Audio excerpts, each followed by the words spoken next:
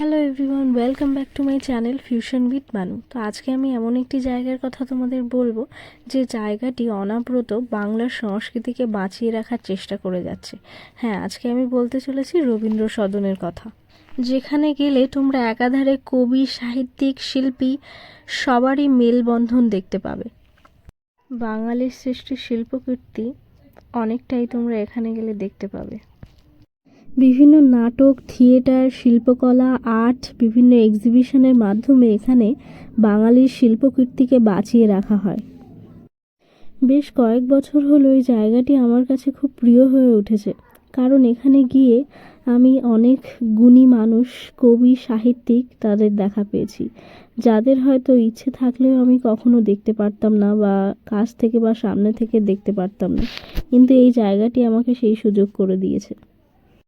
তো এরপরে চলে আসি রবীন্দ্র সদনে অবস্থিত নন্দন সিনেমার কথায়, যে সিনেমা হলটিতে সারা বছর ধরেই বাংলা সিনেমাই প্রদর্শিত হয়।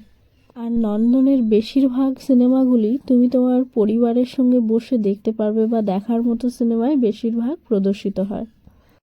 তো রবীন্দ্র সদনে সারা বছর ধরেই কোনো না কোনো অনুষ্ঠানের মধ্যে বাংলা সংস্কৃতিকে বাঁচিয়ে রাখা হয়, বাংলার ঐতিহ্যের মেলবন্ধন ঘটানো হয়, বাংলার কবিদের কাব্যশৈলীর প্রদর্শন করানো হয়।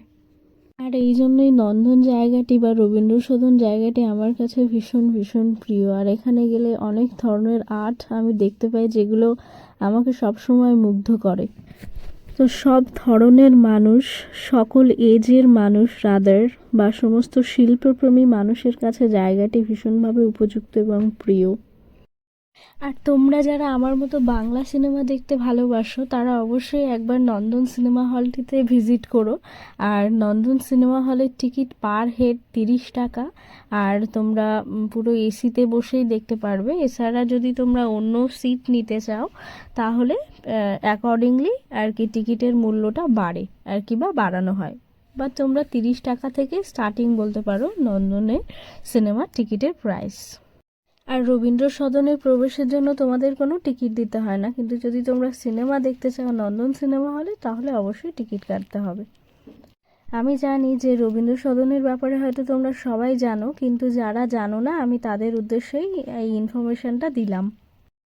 আর তোমরা অবশ্যই একবার রবীন্দ্র সদন ভিজিট করো। অনেক পার্ক বা অনেক জায়গায় তো বেরিয়েছো, রবীন্দ্র সদনে একবার এসো।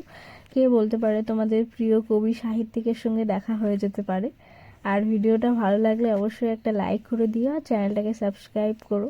আর জানিও যে নন্দন ভিজিটের অভিজ্ঞতা তোমাদের কেমন, বা নন্দন আর কি বা রবীন্দ্র সদন দেখতে তোমাদের কেমন লাগলো, বা এখানে ভিজিট করে তোমরা কি কি দেখলে বা তোমাদের কেমন লাগলো অবশ্যই শেয়ার করো।